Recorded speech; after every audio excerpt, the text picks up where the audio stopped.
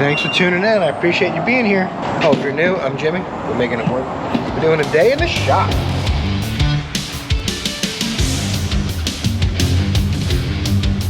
Let's go over some of the things we got going on here, and there's a lot. We got Shelby's waiting on parts. We got Mazda getting a water outlet. We got the old C10 project behind me I'm working on a little bit every week. Got this Toyota Corolla. Battery light comes on intermittently.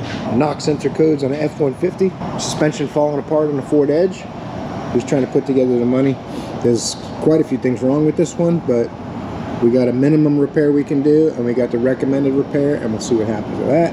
What else we got? Oh, there's like 5 cars out in the parking lot. It's gonna be fun. Stay tuned. All right. The part has a rivet for the Mazda CX-7. I don't know where the keys are though. That makes me a little sad. Oh, there it is. That's good. Good thing we have on property security. Windows open, keys in the car. Nobody wants a Mazda CX-7 anyway, do they? I'm sorry, Mazda guys, I'm just joking. I'm gonna pull this around to a convenient locale with a little more shade. This little side lift at first thing in the morning is terrible, is like 0 shade. At least if I pull it up to my bay behind the Ford Edge, I'll have some shade, and I got my little portable fan right there, so it's nice, cools you off. It's already like 84 degrees at 8 o'clock in the morning, so let's get to work. Yeah, there might be a little glare because I'm working out of the shop here, kind of on the end of the bay. But I'm going to try to do my best here with the filming, editing, and studio-like production. This has got to fit in there under that metal bracket with the solenoids on it. So we'll see what happens. He told me, you got a lot of work today. You think you can knock that out in an hour or so? I don't know. There's one way to find out, though. Stop talking about it. Set the camera somewhere safe and go at it, right? That's what we're going to do right now. Pop this air snorkel out of the way so I can kind of get my hands in there a little bit better. Torx bit to get this plate off of here. It's going to be a little challenge. We'll see. Prepare to be amazed. All right, maybe baffled's a better word. Luckily, this car is not too old, so this is still flexible. They turn into plastic. That's when you break stuff.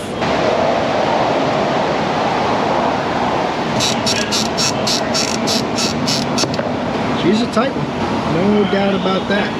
I think they bolted everything in the engine to the coolant outlet housing. I think the best plan of attack, it looks like there's a 10 here and a 10 down here, and I think this back bracket gets out of your way a little bit. I'm gonna find out.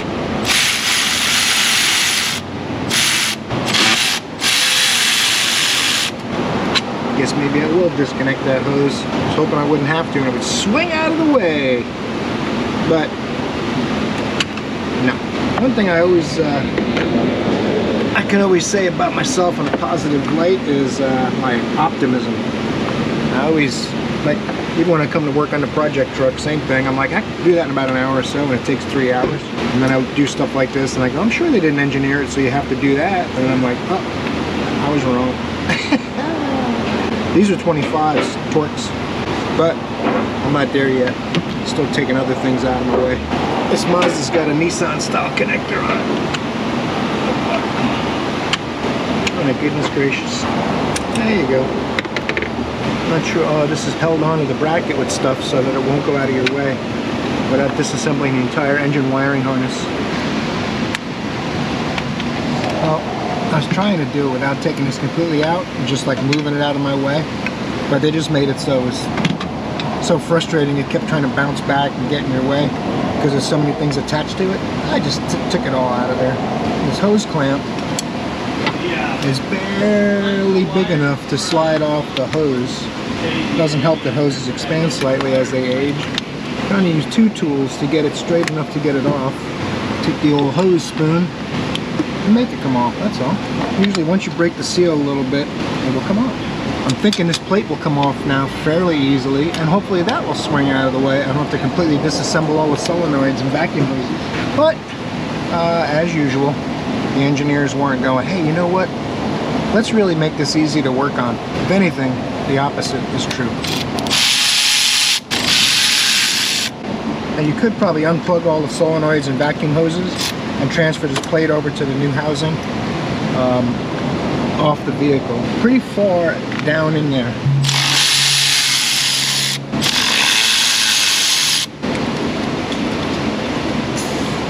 Alright. That's pretty good. I'll get a bungee cord, hold this out of my way. I was hoping with these pliers, these clamp pliers from Mac, these teeth would enable me to manipulate the clamp so it'll lock and stuff and unlock, but I'm not having much. Oh, okay, there you go, a little bit better. That's what I was hoping for. Yay! That's where the 180-degree hose tool comes in handy.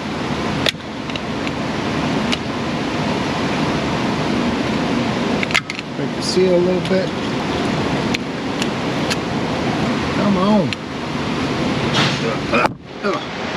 Studio down.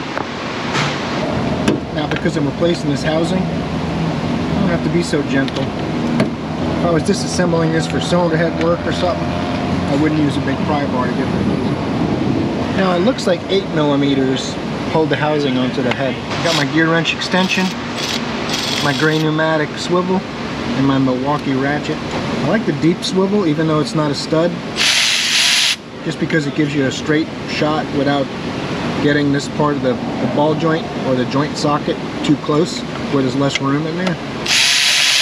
Let me get my magnet. 3 more of those and we're good to go. There's no room in there. I'm wondering how I'm going to get the new ones in. I might have to put the new ones in the housing and put an O-ring on the back so they'll kind of stay in place. Now I'm working blind down there. I can't see where the other 2 bolts are, so I'd get the new one. And you can see there's one down that little hole in there, and there's one just below it. So there's one here, and it's down straight away. Well, I've been fighting with the lower rear bolt for about 5 minutes here and trying to figure out what's going on. And there's some kind of a bracket for the shifter cable blocking the one last bolt. And you can't see anything down there. So I think I'm gonna have to take the battery out just so I can see more about what's going on down there. I thought I'd be able to sneak this thing out of there, but like normal, nope. Getting a little frustrated, and I'm trying to get the socket lined up. I can look back here and I can see the head of the bolt. But going underneath with my, I knew the wobble wouldn't fit, so I got a straight socket and extension, and that won't fit either. So I felt around my finger, I realized there's a bracket that's a ½ inch higher than the bolt. Alright, let's get unsad here. Oh shit. I went to loosen the battery terminals and they're loose. They weren't tight. And there's no hold down. So it won't be so hard to get the battery out at least. Now with the battery out of the way, I can see that bracket has, it looks like 2 10s. And it's holding a vacuum and wire harness or something like that. That bracket normally holds a heater hose. And that's what baffled me. It normally holds this heater hose in your way. And someone had already broke it the last time they did this housing probably. So I was like, there's nothing in the bracket, why is it in my way? I guess that's where they want to tuck that other heater hose up. You can see it's been broken for a long time. Try to see if I can find all the bolts holding that bracket so I can get it out of the way to get the 1 bolt. Once you get the 2 bolts out of there to hold this thing, you can see it's got about, I mean, it's moving the radiator. You know, there's a whole bunch of stuff attached to it. And I was able to get that last bolt out of there. Now, you gotta remember too, there's still 2 hoses and electrical connector plugged on this little piece. It's got like 5 or 6 things going to it, so you can see where it's all busted out of the back. That's why it's leaking. They can engineer it to have 7,000 things attached to it, but they can't engineer it to not break. Whatever. You know my disdain for the way they do these things.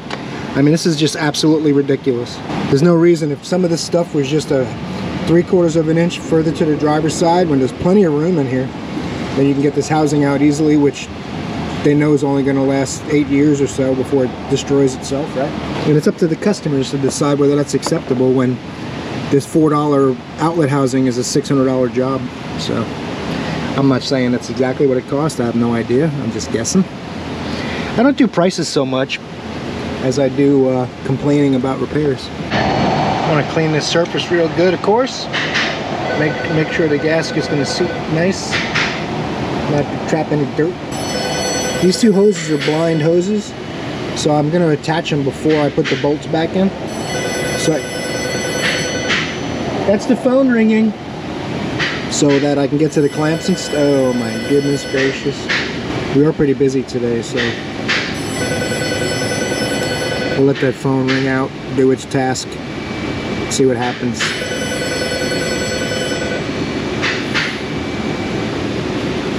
See, the thing is, I would answer it, but we have 3 hourly or salary employees and 2 flat rate mechanics. So it's kind of one of those things where it's just a given that the flat rate mechanics keep working, trying to get stuff done. You know, making YouTube videos and answering a phone isn't productive. I'm sorry guys, I just thought that was funny. I got this all cleaned up now. Let's start putting it back together and stop trying to be funny. This is where this bottom hose goes in. I think that's about all the way. I don't even know where the other end goes. You guys can't even see it because I'd have to put the camera underneath the car without the transmission in the way. Might as well turn you guys off for now. I'll go answer the phone. I'm just trying to feel to make sure the clamp is on past the nipple on the hose. I'm not going to answer it again. That was a one-time deal. Looks like something good's happening. Trying to feel for that nipple a little bit. Electrical connector for the sensor. I had to put an O-ring on that sensor too. This new housing didn't come with an O-ring for the sensor, so keep that in mind. I use an air conditioning O-ring. And I was answering the phone, so I couldn't film that part. Whew, we're on the home stretch, luckily.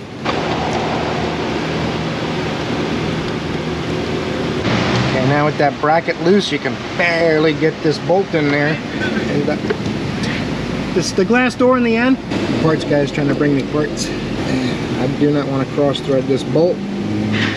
And I'm working totally blind.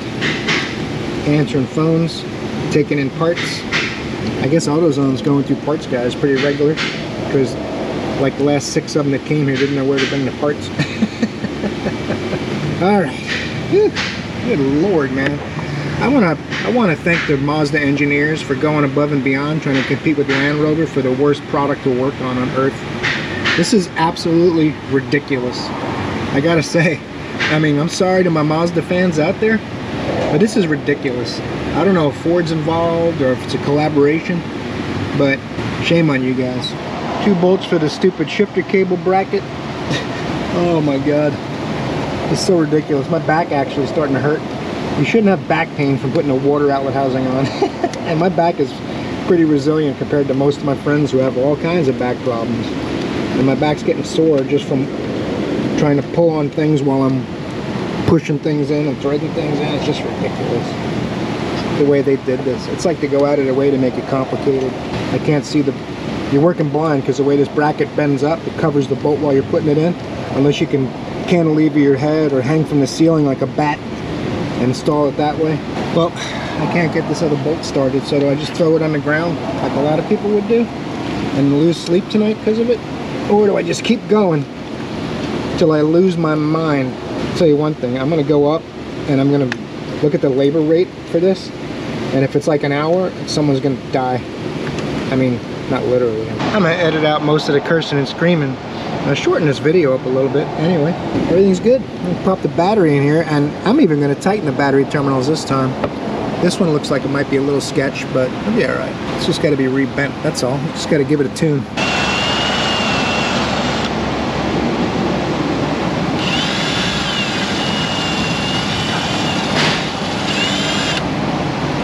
Look at that thing. You didn't even know it was ever used. I do have some good news too. Even though this guy owns a Mazda, while I was doing the coolant housing, I found his battery positive cover, which is pretty cool. Someone must have dropped it down there and just decided, oh, that's why they left it. It's broke. That makes me a little bit sad. If you guys haven't seen my other videos, the reason that these don't normally tighten up correctly, and you see people put pennies in them and stuff, like the car I worked on the other day, they don't push it all the way down on the terminal. The terminal's tapered, so if you're at the top, it's got to go way smaller, and you got to make sure this is above the battery cable end. So, perfect. For this here monstrosity, I'm gonna vacuum fill, because the way this is designed, it's not conducive to easy fill. So I already got a gallon of water in my bucket. Now I'm gonna put a gallon of coolant.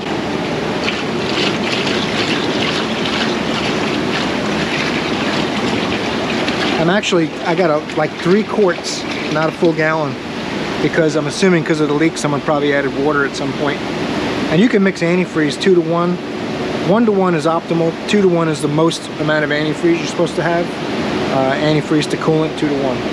But I'm doing it about 1.5 to 1. Just in case there's a little too much water in there. I didn't drain the whole block and all that, so I'm gonna err on the side of caution. I'm gonna save the jug if there's leftovers, because the whole engine's not empty, just the top half. I'm gonna save this to put it back if I need to. And then I'll write 50% on the container so I know it's already mixed. That's concentrate, not mix. So hook this up, I keep this in the bucket. Rinse the bucket out before I start. Hose goes in there. Put some shop air to that monster. Alright. This valve just seals off my 5-gallon bucket from the car so I can pull a vacuum on it.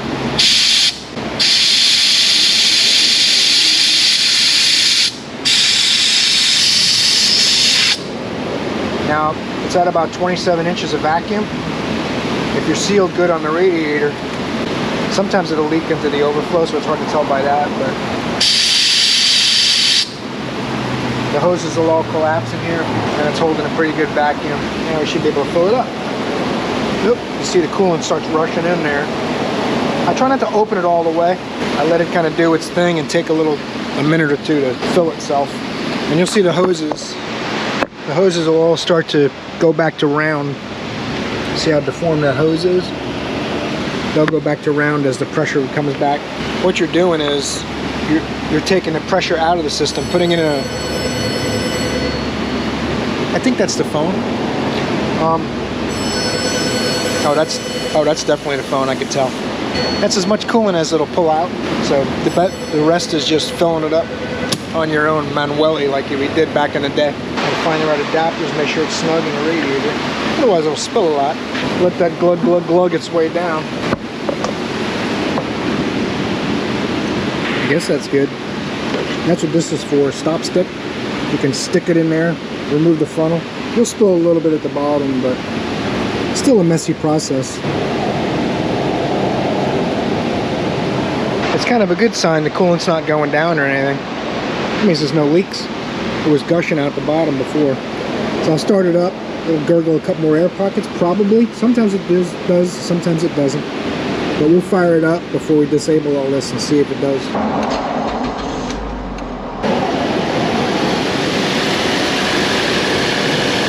Yeah, pretty good. I already got 2 hours in this. I'm trying to get it done. I got approval on this Ford Edge. We're going to do the suspension stuff. I got some boxes of parts up there. Probably don't want this wire to touch that bracket, I'm guessing.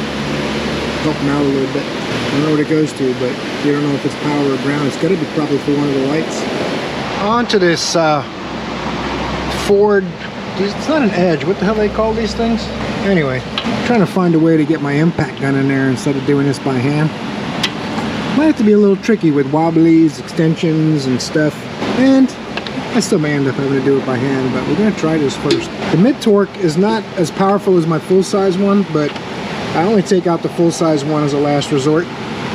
And while I was editing the video where I was using the big snap-on breaker bar, I was like, I should have seen if the Milwaukee would do it. But anyway.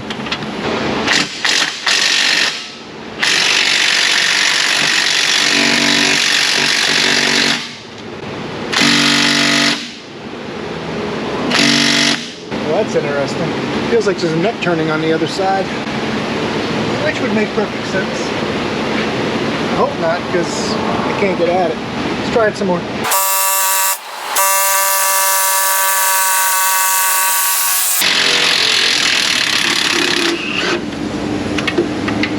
Quitters never win, and winners never quit.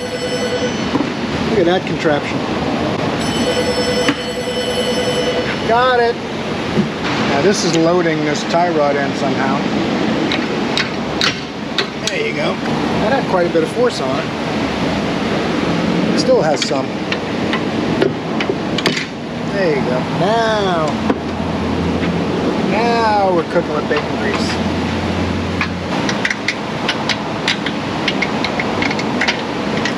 Scrap pile, here we come.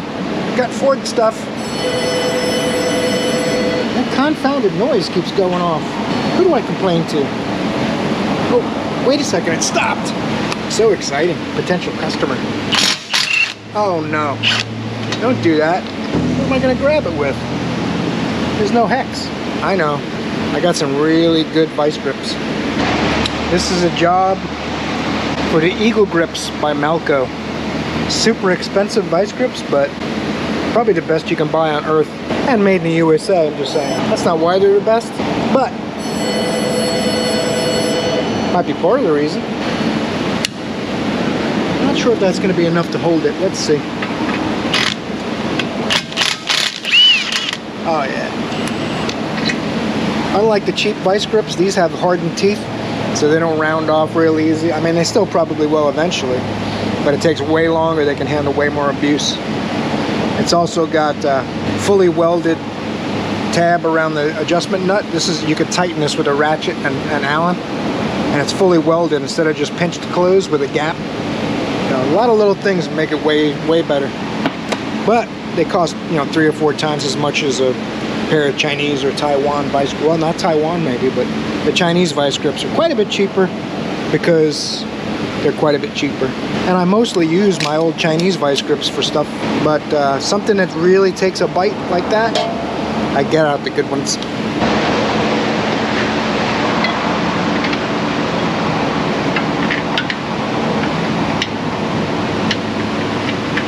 Working blind, I'm working blind, I can't see. Oh, there it is.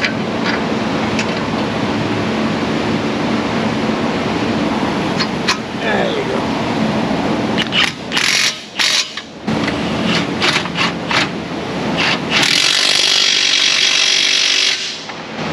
They wanted it tight, so I want it tight. And I'm going to tighten my jam nuts before I go anywhere.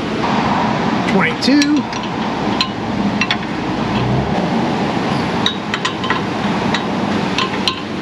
Alright, just in case it's green.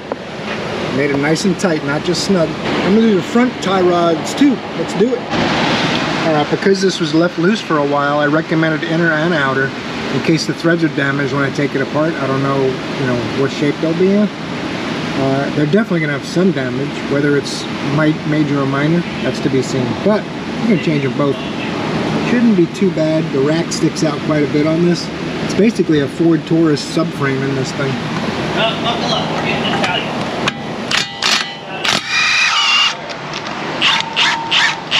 Uh-oh. Now I got to get, looks like a 10mm and put a 21mm wrench on the nut. Oh, look at that.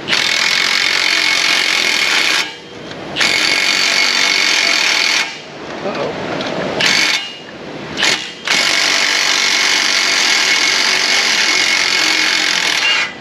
Uh-oh. Alright. That's good news. Now, if I'm real lucky, I can unthread that. Nope, I don't think so. See if that Zep does anything. I knew it wouldn't.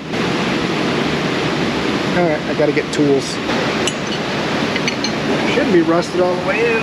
You would think it'd only be the first couple threads. Oh, that's, yeah, alright. Now, sadly, I gotta take that lock nut off too, because otherwise you can't fit the clamp and the boot off. Because the new inner tie rod doesn't come with a new boot, which I kind of think it should, because the boot can be torn and all that too, right? Might as well pop one on there while you got it off. What does it cost? $1? I don't know. 12 cents in China? $1 here? I'm not sure. Now that I hope will spin off with an impact socket. Oh. Wow.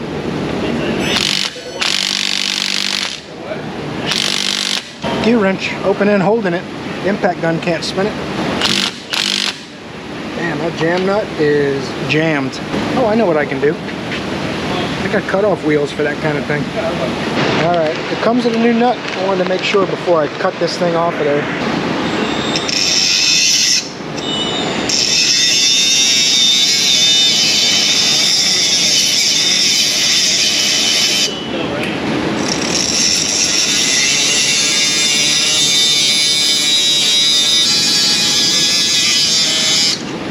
I'm assuming the tie rod end's way harder than the nut, so I'll just cut the nut rather than the tie rod.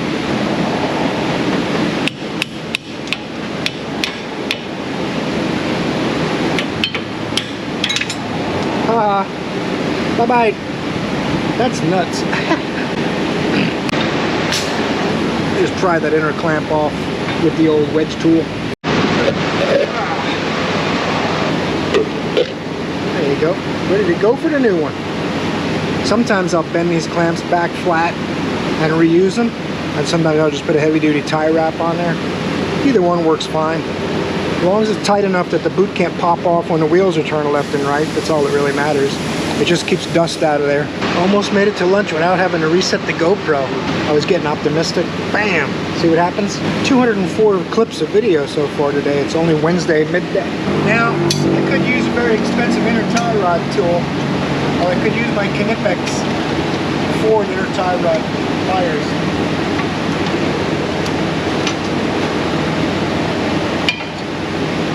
One of the best tools I own. Comes with thread lock. I have some, but I might as well use theirs. What am I going to do, save it? I used to have like 30 or 40 of these little bottles of thread lock, and they'd all dry up. So I don't save them anymore. The straighter it is, the easier it is to thread it back on.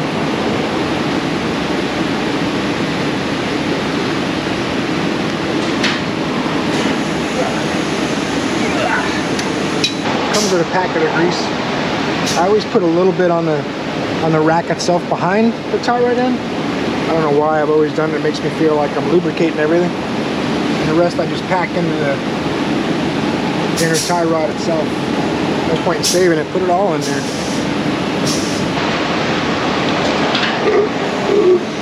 About an inch of thread showing, so should be good. That's about right. Oh, look at that. You guys are looking at me instead of that.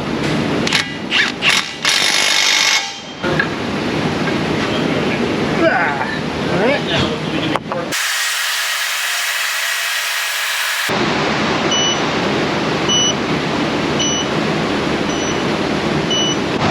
Alright, we're on the alignment rack, and pretty close. I got a little toed out. I totally eyeballed it.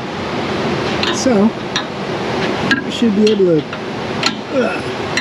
get that fixed up pretty quick by turning this thing clockwise.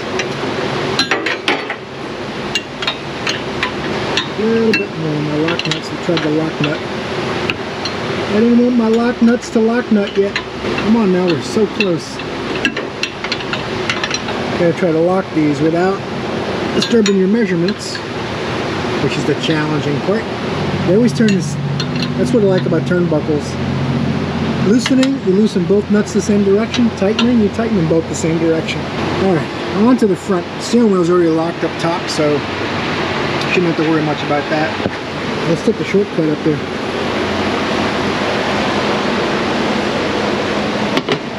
Alright. Front wheels. A little bit of toe out in the left front too. This thing's good to go after that. My lock nut. My lock nut's not quite unlock nutty enough. A little dark up there. I didn't bring my light. Oh, get back here, you sneaky son of a gun. I'm gonna call that spot on.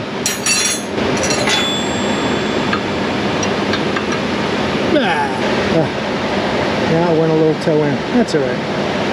We're talking about hundredths of a degree, so we're good. That's where we're at. Go to printout, before and after. The right front one I never had to adjust. When I corrected the left rear, it corrects the right front. Does that make sense? Because the it's compensating for dog tracking and all that. So, now we print us a copy. Actually two, one for us, one for the customer. And this thing's done. A few moments later, some cars you work on in perpetuity and they never seem to go away and stay away. Remember that Buick that came in wanting an engine? And instead I fixed all the stuff that was done wrong by the guy to put the engine in, and it got a mass airflow sensor. But now they said, it sounds noisy on startup, and a check engine light came on. Okay, let's take a look at it. I don't hear any noise on startup. Started it cold, but it was out where the traffic is a little noisy. We might have to leave it in the shop overnight, try starting it in the shop where you can hear a little better. I didn't hear anything really bad, for sure. Maybe it makes a little, sometimes the injector pumps make noise or whatever. But check engine lights on, let's go see why. Alright, 2014 Buick Encore for those of you who didn't see the previous video on it. And it's called an Encore because it keeps coming back no matter what. This time it has a check engine light on. It has a slow response oxygen sensor, lean to rich, bank 1 sensor 2, PO13B, and a PO171 fuel system lean, and that's the only codes. So it's not happy with the fuel trim. Sometimes a manifold's leaking or a PCV system has problems, but I checked a lot last time. You might remember I spent a bunch of time trying to figure all that out and verify it wasn't a concern. And it passed all the testing then, but that was last week. So who knows what could be going on now. They also want us to get this broken windshield replaced, so we got a glass guy coming. We don't do that, but we have a guy that'll come do it for us, right? Let's bring up some data PIDs and see if it's actually lean right now. And we can check it for vacuum leaks again. Barrel pressure, boost pressure, engine speed, fuel alcohol content. Has it learned the fuel composition yet? And then I want to look at short-term and long-term fuel trims. We'll bring those PIDs up and see what we see. Boost and barrel, we're close. And bring up the RPM, the boost comes up a little bit. Fuel alcohol content 0.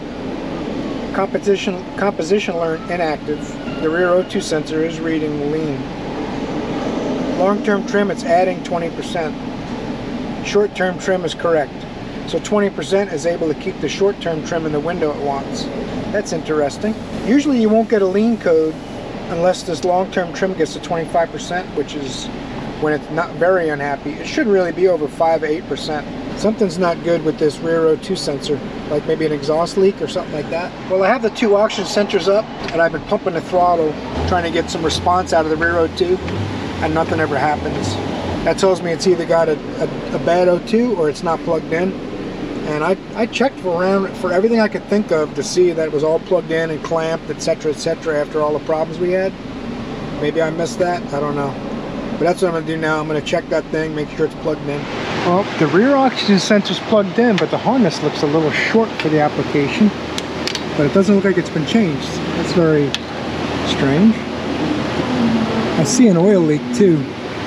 It looks like the turbo drain back tube. I don't know if you guys can see that, but the turbo drain back tube looks like it's leaking where it goes into the block.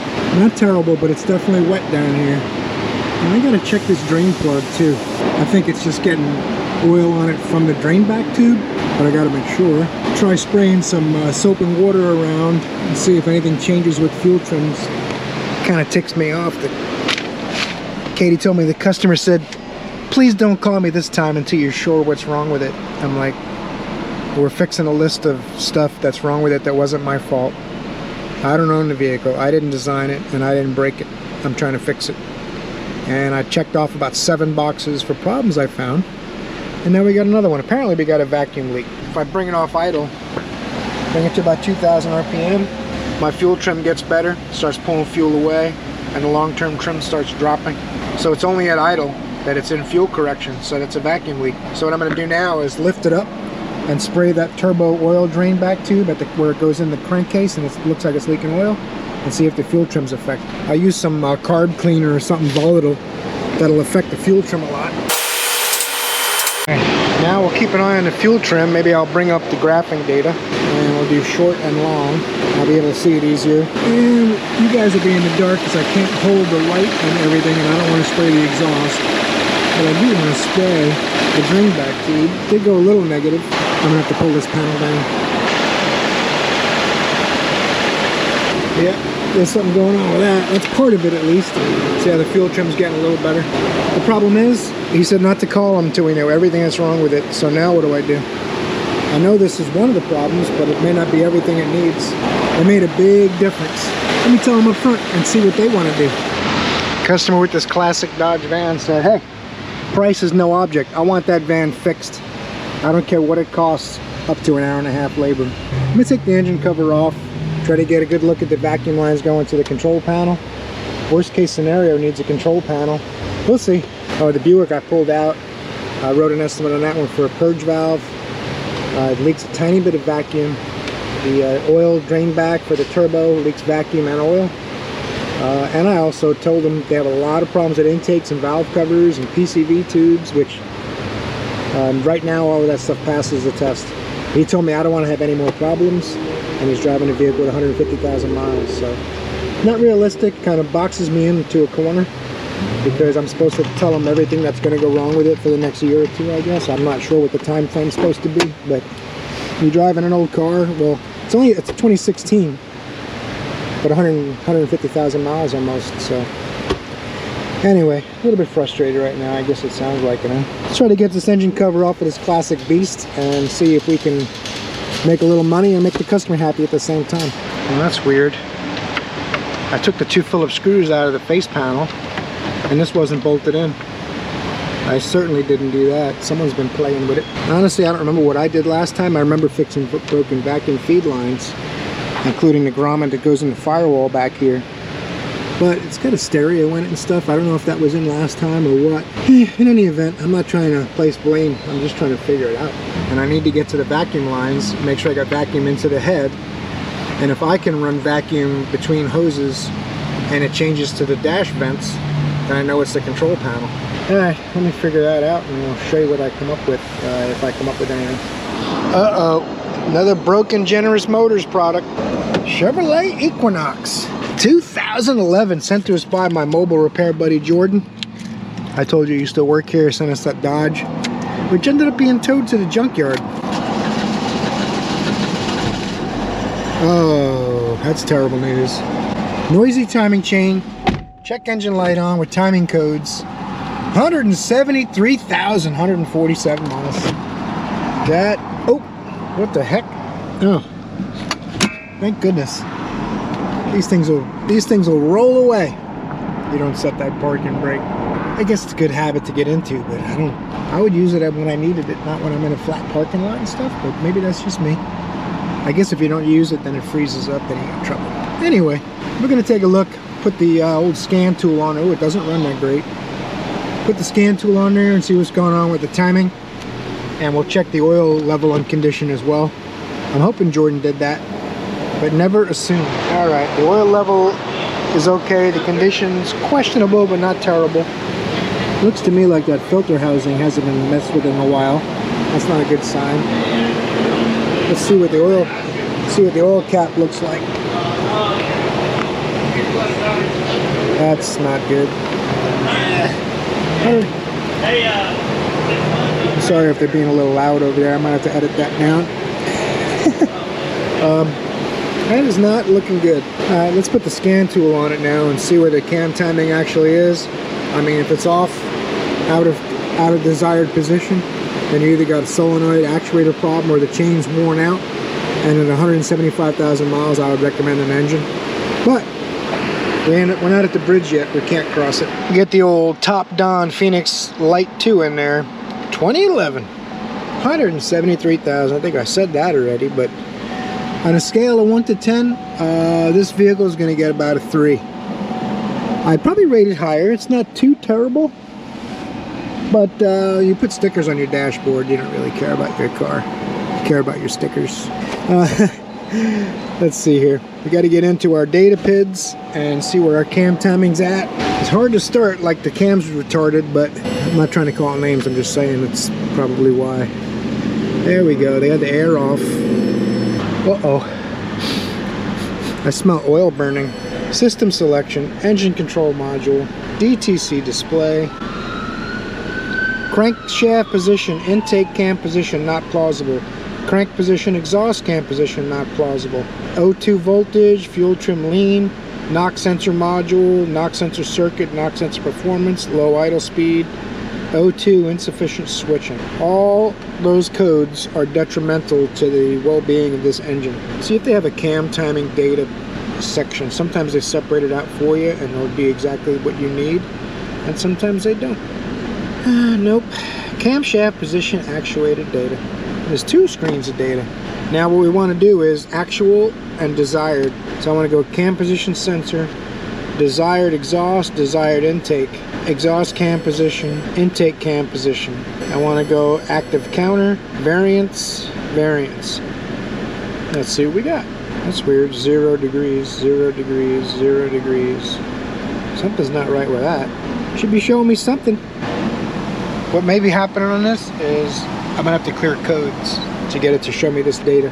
Let's try that, we'll come back. This thing here resets the cam timing codes hardcore. It won't show me cam desired and actual data. It stays at 0. It burns oil really bad. Every time I start it up, I can smell oil burning out of the tailpipe, and I can hear the timing chain rattling. So I'm recommending an engine. I'm basically done with this one. It looks to me, if I didn't know any better, like they ran it really low on oil for a while, started getting check engine light, and then they put oil in it, but it hasn't had to filter in forever. I'm gonna pull this out, and I got another Generous Motors product to pull in, a GMC Sierra. It runs rough with a check engine light on. Oh, this thing does not run good at all. It's a GM Bonanza today. Generous Motors junk. Look at this gem, it's a true classic. Every sense of the word. And it's locked. I'm glad to see that. Even though we got on-site security 24/7 now. Look at the oil pressure gauge. Boom, needs a cluster. Generous Motors product. Service engine suit line on. Doesn't run that bad. I wonder what he's talking about. Said it runs rough. 172,089 miles. I believe this is a 2001 Generous Motors Corporation. I'll pull this thing around and take a quick look at it for tonight, and then we'll be buttoning up for the day. And it has been a day. A lot of days like this lately, where I feel like I'm doing twice as much work for half the labor. Angela's home. Take this thing around, pull it in the shop, and then we'll come back. All right, the longer this thing runs, the rougher it runs. So as it warms up, the idle's really low too. So there's a few things going on. Oh, we're closed. Look at that. All right, guys. This thing's running pretty bad, and the day's over. So I appreciate you guys watching today's video. I hope you'll torque that like button for me at the bottom of the screen right down there. And maybe subscribe. If you want to be entertained by my watch me work on cars or monstrosities or whatever you want to call them. I hope you do, so I see you in the next video, because you guys are awesome.